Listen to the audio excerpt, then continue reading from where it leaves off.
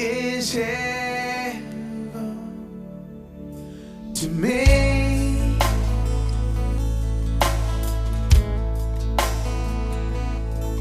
Your presence is heaven to me.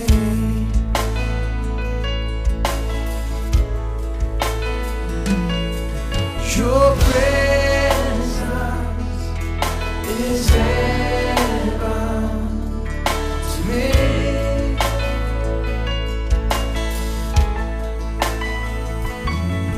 Your presence is heaven to me.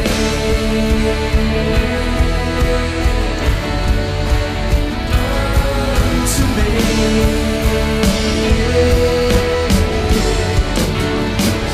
We're singing, oh Jesus, oh Jesus. Your presence is heaven to me. Oh Jesus, oh Jesus. Your presence, everybody. Oh Jesus, oh Jesus. Your presence is heaven to me.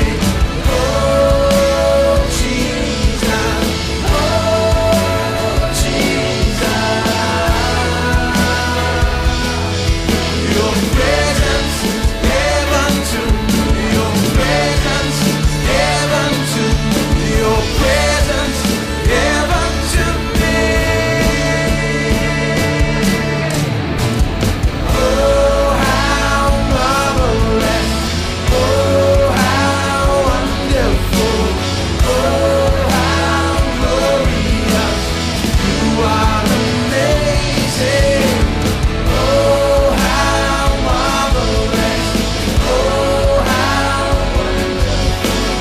Oh, how glorious. Oh, how marvelous. Oh, how marvelous. Oh, how wonderful. Oh, how glorious. You are amazing. Oh, how marvelous. Oh, how wonderful. Oh, how glorious you are. You are amazing.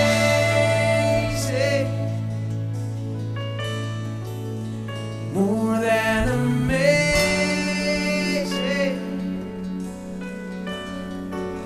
Forever I got you, more than enough.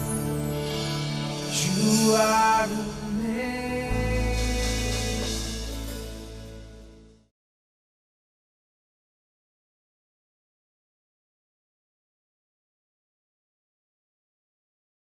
आप मत्ती मरकुस लूका यूहन्ना पढ़ें।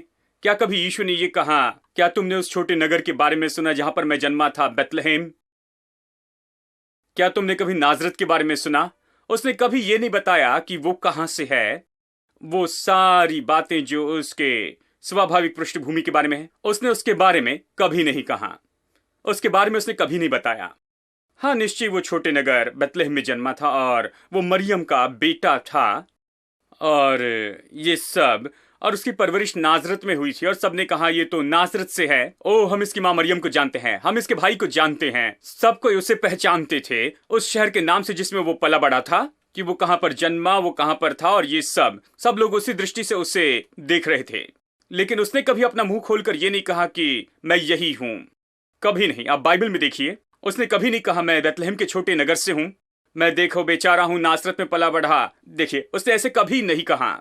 जानते हैं क्या कहा? मैं ऊपर से हूं। वो तो बहुत ही अलग फ्रीक्वेंसी में था पूरी तरह से। उसने कहा मैं ऊपर से हूं, मैं और मेरा पिता हम एक हैं। मैं वहां से आया हूं, तुम यहां से आए हो, लेकिन मैं वहां से आया हूं। जानते हैं, वो नहीं समझ पाए, सोचने लगे कि ये कैसा मनुष्य है, ये कैसा व्यक्ति है, ये तो अपने स्वाभाविक पृष्ठभूमि के बारे में बिल्कुल सचेत नहीं है। लेकिन वो इतना भरा था इन बातों से कि वो सच में कौन है।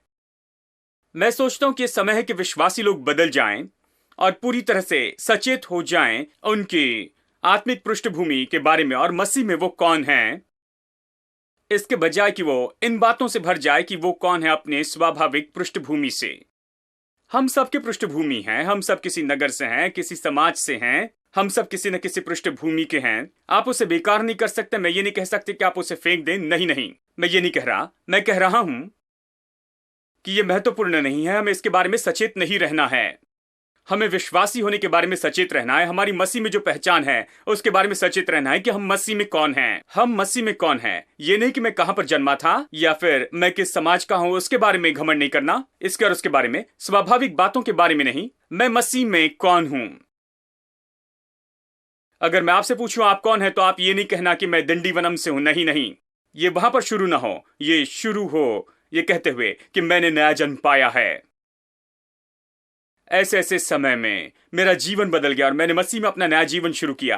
आपको इसी बात के बारे में बहुत ही सचेत रहना होगा। प्रभु जब मनुष्य को बनाना चाहता था तो उसने कहा, मैं मनुष्य को अपने स्वरूप में समानता में बनाऊंगा, मेरे जैसे ही।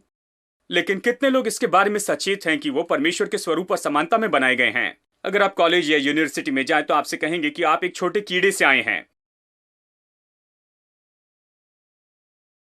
और कुछ कहेंगे कि आप बंदर की प्रजाति से आए हैं। एक भाई ने मुझसे कहा कि यह तो संभव है मेरे भाई।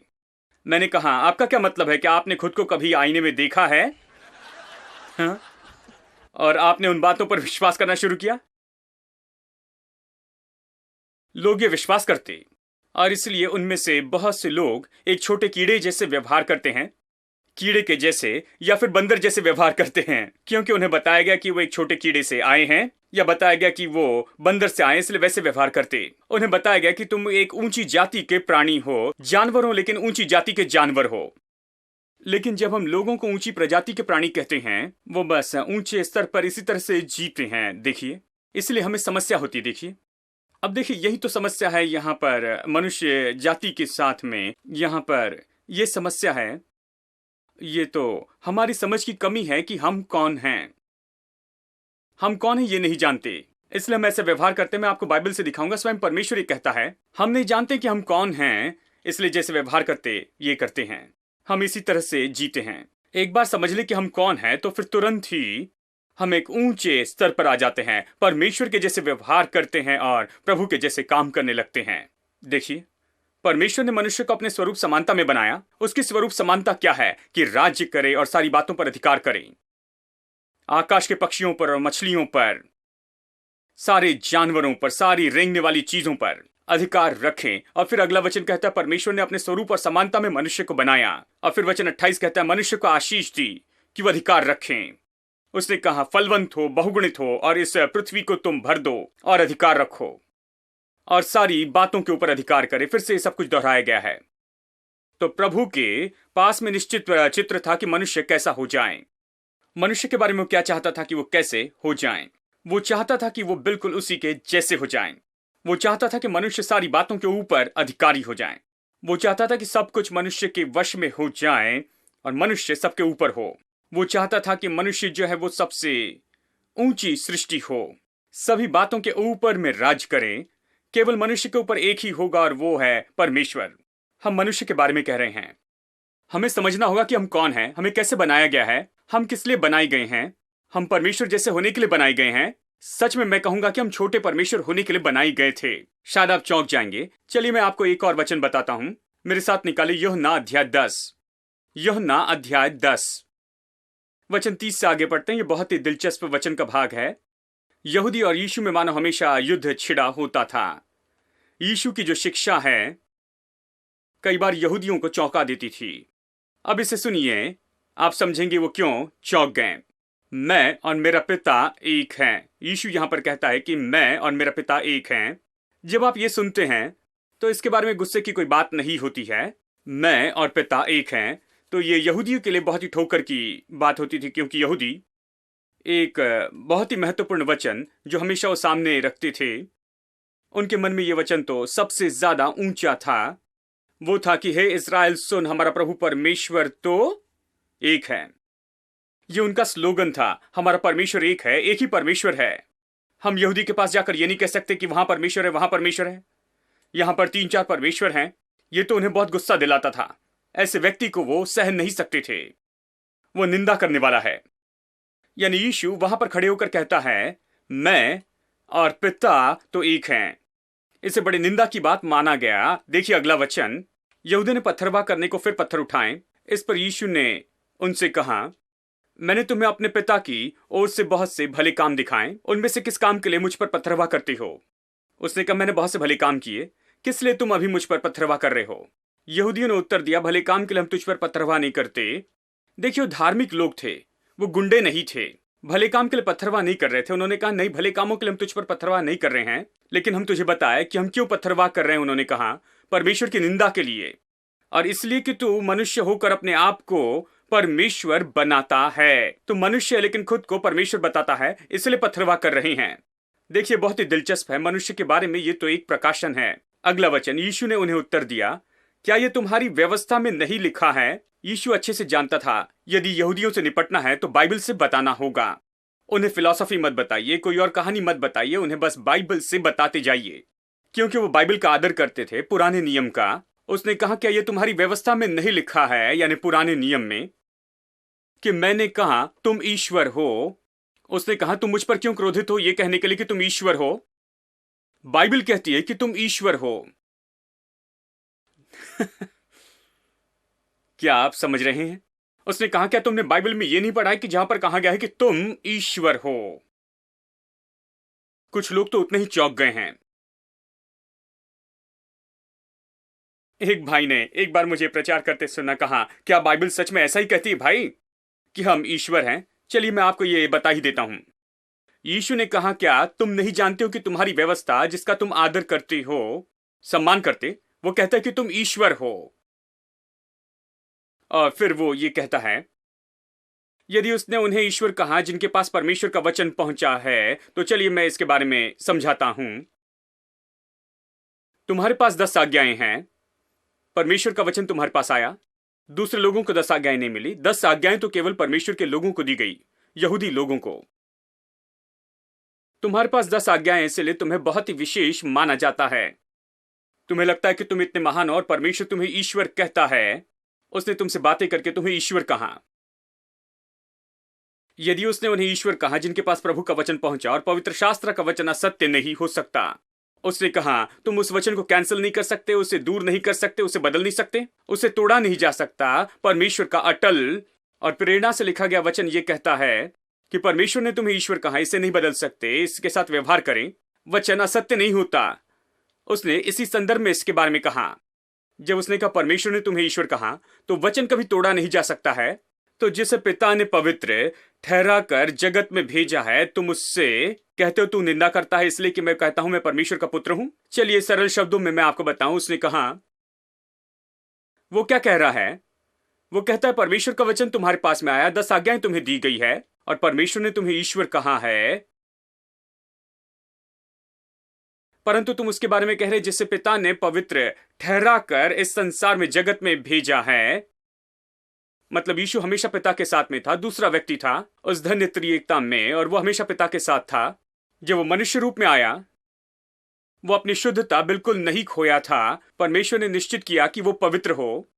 देखिए, जब से आदम पाप में गिर गया, तब से उसके बाद की जो पीढ़ी है वो सब पाप में ही जन्मी है।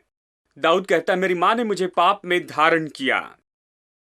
पाप की गंदगी तो अब मनुष्य के खून का भाग हो गया है। ये तो ऐसा ही है, एक पीढ़ी से अगली पीढ़ी तक जो पाप है वो तो पहुंचते जा रहा है मनुष्य जाति में।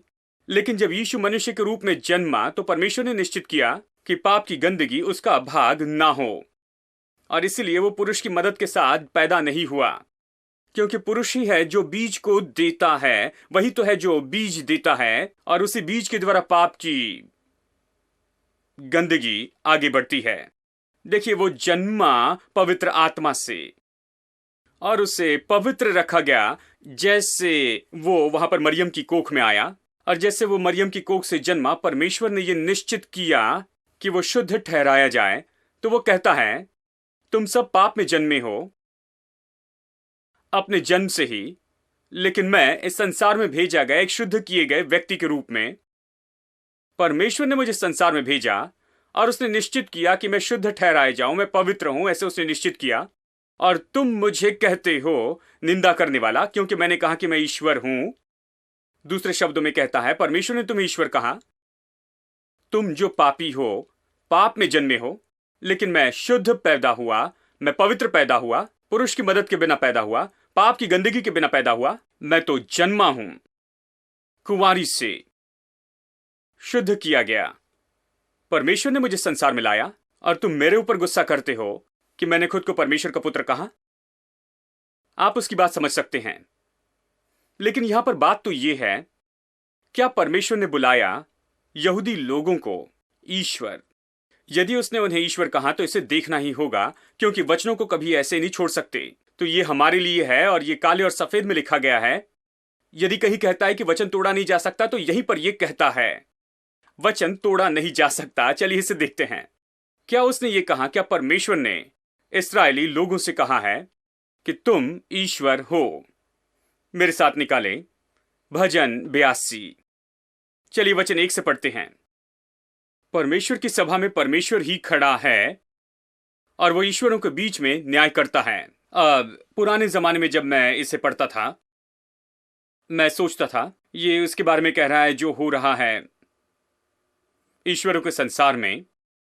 परमेश्वर बड़े न्यायी के रूप में बैठा है और दूसरे छोटे ईश्वर हैं जो इकट्ठा हुए हैं और वहां पर बड़ा न्याय का चित्र हो रहा है। मैं कल्पना कर रहा था किसी तरह, जानते हैं, कुछ हो रहा है वहां पर स्वर्ग में ईश्वरों के बीच में। लेकिन ये इसके बारे में नहीं कह रहा है। जब ये कहता है परमेश्वर की सभा में परमेश्वर ही खड़ा है, देखिए यहां पर इसका विवरण देखिए। वो कहता है इस्राएली लोगों के बारे में कहता है, सामर्थी की सभा में। सब लोग कहें सामर्थी, कोई और शब्द नहीं कहता, कहता है सामर्थी। सामर्थी की सभा में, और वो ईश्वरों का न्याय करता है। परमेश्वर न्यायी है, वो ईश्वरों का न्याय करता है जो कि लोग हैं। यदि विश्वास नहीं करते तो अगले कुछ वचन पढ़िए, आप विश्वास करेंगे। तुम लोग कब तक टेढ़ा न्याय करते और दुष्ट का पक्ष लेते रहते हो? सेला। कंगाल और अनाथों का न्याय चुकाओ, दीन दरिद्र का विचार धर्म से करो। लोगों के बारे में कहता है, और उनका अन्याय, जिस तरह से अपने देश में वो अन्याय करते जाते हैं। वो कंगाल और अनाथों के साथ में सही तरीके से व्यवहार यहां पर नहीं करते हैं। परमेश्वर कहता है मुझे ये पसंद नहीं है जिस तरह से तुम ये काम करते हो। तो प्रभु न्याय करता है इस्राएली लोगों के बीच में। परमेश्वर न्यायी है। वो इस्राएली लोगों के विरुद्ध में कहता है कि तुम इस तरह से क्यों कर रहे हो, और इसके बारे में कहते हुए कहता है परमेश्वर वहां पर सामर्थी लोगों की सभा में खड़ा है। वो ईश्वरों के बीच में न्याय करता है। लोगों को ईश्वर कहता है, इसे सुनिए, वे न तो कुछ समझते और न कुछ जानते हैं, परंतु अंधेरे में चलते फिरते रहते। पृथ्वी की पूरी नींव हिल जाती है। देखिए वचन 5 में बहुत ही महत्वपूर्ण वचन है। काश हम यहां रुककर कुछ हफ्तों तक इस पर चर्चा करें, लेकिन यह बहुत महत्वपूर्ण है। ये कहता है वो नहीं जानते। इन लोगों में समस्या यह है कि वो नहीं जानते। क्या नहीं जानते? नहीं जानते कि वो कौन है, नहीं जानते हैं कि वो कितने खास लोग हैं, वो नहीं जानते कि वो सामर्थी है, ये नहीं जानते हैं कि वो ईश्वर हैं। वो इसे नहीं समझते हैं, वो इसे नहीं जानते, ना ही इसे समझेंगे। नहीं जानना तो ये एक बात है, लेकिन ये पूरी तरह से अलग बात है जब वो जानना ही नहीं चाहते। कहता है वो इसे नहीं जानते और ना ही इसे वो समझेंगे। जानते हैं, कुछ लोग नहीं जानते और ऐसे ही रहना चाहते हैं, समझना नहीं चाहते। प्रभु कहता है ये लोग नहीं जानते और ना ही वो इसे समझेंगे, वो इसे समझना नहीं चाहते, वो इसे खोजते भी नहीं हैं कि वो अपने बारे में सत्य को ढूंढ के निकाले, और वो नहीं समझेंगे। वो अंधकार में चलते फिरते हैं। कहता है ये अंधकार है, ज्ञान का अंधकार। कोई ज्ञान नहीं, नहीं जानते वो कौन है, नहीं जानते कि उन्हें कैसे होना है, कैसे व्यवहार करना है, नहीं जानते वो किससे बनाए गए। खुद के बारे में कोई भी ज्ञान नहीं है, ना वो जानना चाहते हैं और इसके बारे में इच्छा नहीं रखते। क्या आपने कभी ऐसे व्यक्ति को देखा? उनके पास इसके लिए समय नहीं, और इसका परिणाम पृथ्वी की सारी जो नींव है वो हिल जाती है। बहुत महत्वपूर्ण वाक्य है। कहता है जब लोग नहीं जानते कि वो कौन है, वो जानना नहीं चाहते कि वो कौन है, वो परिश्रम नहीं करते कि जान ले, इसके बारे में पूरे अंधकार में हैं, तो पृथ्वी की जो नींव है हिल जाती है। इसका मतलब है परमेश्वर ने कुछ बुनियाद रखी है। उदाहरण के लिए परिवार एक बुनियाद है संसार के लिए। जब परमेश्वर ने आदम को बनाया तो बाइबल कहती है उसने स्त्री और पुरुष के रूप में बनाया है। जब उसने उन्हें बनाया तो स्त्री और पुरुष बनाया। क्यों? विवाह की योजना थी। जब भी मैं शादी लगाता हूं तो मैं उनसे कहता हूं, वो बहुत नर्वस होते हैं, बस ऐसे खड़े होते हैं, पता नहीं क्या होगा। कुछ लोग सोचते हैं क्या ये शादी मेरे लिए काम करेगी? जानते हैं, मेरे चाचा के लिए काम नहीं की, ये इसके लिए काम नहीं की, क्या ये मेरे लिए काम करेगी? क्या मैं उसी तरह से परेशानी में फंसूंगा? हर तरह के विचार उनमें आते हैं। तो मैं उन्हें बताता हूं, पहले ये वचन पढ़ता हूं मरकुस अध्याय 10 से वचन 6 से 9। आदि में परमेश्वर ने मनुष्य को बनाया, स्त्री और पुरुष करके बनाया। मैं कहता हूं आदि में परमेश्वर ने जब मनुष्य को बनाया उसने सोचा था कि मनुष्य क्या होगा। उसने शादी के लिए इसे बनाया, इसलिए ये स्त्री और पुरुष के रूप में बनाया। इसलिए यहां पर एक स्त्री है, यहां पर एक पुरुष बैठे हैं। प्रभु ने आपको ऐसे ही बनाया है। उसने आपको विवाह के लिए बनाया है। हाँ, अगर आप सोच रहे हैं क्या विवाह मेरे लिए है, तो जवाब है हाँ, यह आपके लिए है। यदि आप मनुष्य तो प्रभु ने आपको विवाह के लिए बनाया है, जब तक कि आपके जीवन पर विशेष बुलाहट ना हो। जानते हैं, यह स्वाभाविक है, शायद कुछ लोगों के जीवन पर हो, पर सामान्य रूप में विवाह तो जचने वाली बात है। देखिए, विवाह, परिवार और ये सारी बातें इस पृथ्वी की नींव होती हैं। जब लोग नहीं समझते हैं कि वो कौन है, जब लोग नहीं समझते हैं कि उनके पास क्या है, जब लोग खुद के बारे में ये नहीं समझते हैं कि वो तो अंधकार में हैं, कुछ काम नहीं करता, परिवार काम नहीं करता, परमेश्वर के द्वारा नियुक्त ये सारी बातें जिसके कारण ये पृथ्वी काम करनी चाहिए, मनुष्य काम करती हैं, वह असफल हुए। तो आज हम देखते हैं परिवार असफल हो रहा है, समाज असफल हो रहा है, देश असफल हो रहा है, हर तरह की समस्याएं हो रही हैं। जानते हैं क्यों? क्योंकि लोग इस बात को नहीं समझ पाए कि वो कौन है, वो किस लिए बने हैं, उनका प्रभु कौन है, परमेश्वर ने उन्हें क्यों बनाया। उनके पास ज्ञान नहीं, वो अंधकार में जीते हैं, उनके पास खुद के बारे में ज्ञान नहीं, इसलिए सब असफल हो रहा है। पूरी बुनियाद हिलाई जाती है। मैंने बताया कि परिवार एक बुनियाद है, लेकिन ऐसे ही बहुत सी बुनियादें हैं। मूल्य हिलाए जाते हैं, बुनियाद हिलाई जाती है, जीवन हिलाया जाता है, जब हम नहीं जानते कि हम कौन हैं। फिर अब इसे सुनिए, वचन 6, प्रभु कहता है, मैंने कहा था तुम ईश्वर हो और सब के सब परम प्रधान के पुत्र हो। क्या प्रभु ने कहा? हाँ, प्रभु ने कहा, मैंने कहा तुम ईश्वर हो और तुम सर्वोच्च की संतान हो। बहुत से लोग आज चौंक गए हैं। ऐसे चौंक जाना अच्छी बात है। चर्च में जाकर कुछ न पाए तो यह बहुत बुरा है, कम से कम कुछ तो पाया है। जानते हैं, इसके बारे में जरा सोचिए, क्या आप ईश्वर हैं? बगल वाले को देखिए, क्या आपके सामने वो ईश्वर जैसे दिखाई देता है, या फिर आप खुद को देखिए ऐसे ही। क्या आप खुद के लिए ईश्वर दिखाई देते हैं? लेकिन परमेश्वर कहता है, मैंने तुम्हें ईश्वर कहा है। मैंने कहा तुम ईश्वर हो और तुम परम प्रधान के पुत्र हो। मैं एक बार इस पर प्रचार कर रहा था, किसी ने कहा, भाई तो ये सबसे बड़ी परमेश्वर की निंदा मैंने सुनी है। आप कह रहे हैं कि हम ईश्वर हैं, केवल एक ही परमेश्वर है। मैंने कहा सुनिए, मैंने ये नहीं कहा कि केवल आप ही एकमात्र परमेश्वर हैं। नहीं, आपने आकाश और पृथ्वी को नहीं बनाया है। आप यीशु मसीह ने जो क्रूस पर मारा गया और फिर से जी उठा। मैंने ये नहीं कहा, अगर कहता तो गलत होता और मैं गलत शिक्षा यहां पर सिखाता। मैं कह रहा हूं परमेश्वर वहां एक ही परमेश्वर है और उसने हमें अपने जैसे ही बनाया है, और उसने हमें अपने जैसे बनाया है, इसलिए हम अपने आप को छोटे ईश्वर कह सकते हैं। क्या आपको यह नहीं लगता? लोग कहते हैं, पता नहीं ब्रदर। मेरे लिए अजीब बात तो बस यही है कि लोग चर्च में जाते हैं और प्रचारक उन्हें धूल कीड़ा कह सकते हैं। कुछ नहीं है। जानते हैं, वो हर तरह की बेकार की बातें कहते हैं और बड़ी बड़ी खुशी से बैठे हैं। प्रभु की स्तुति हो भाई। जब वो बाहर आते, जब चर्च से बाहर आते तो कहते हैं कितना अद्भुत संदेश था। और इस पूरे समय तक प्रचारक आपसे यही कहते रहे कि आप मिट्टी है, कीड़े हैं और भले नहीं, ऐसे पापी हैं। और आप उससे कहते हैं ये अद्भुत संदेश है। और जब आप यहां पर आते हैं और मैं आपसे कहता हूं कि आप ईश्वर है और आपको बाइबल में से ये सब दिखाता हूं, परमेश्वर ने कहा कि तुम ईश्वर हो, और मैं आपसे पूछता हूं कि आप ईश्वर है, तो आप सोचते हैं अरे बाप रे। जानते हैं देखिए हम कहां पर पहुंच गए हैं। God is fighting for us. God God is on our side. He has overcome. Yes, He has overcome.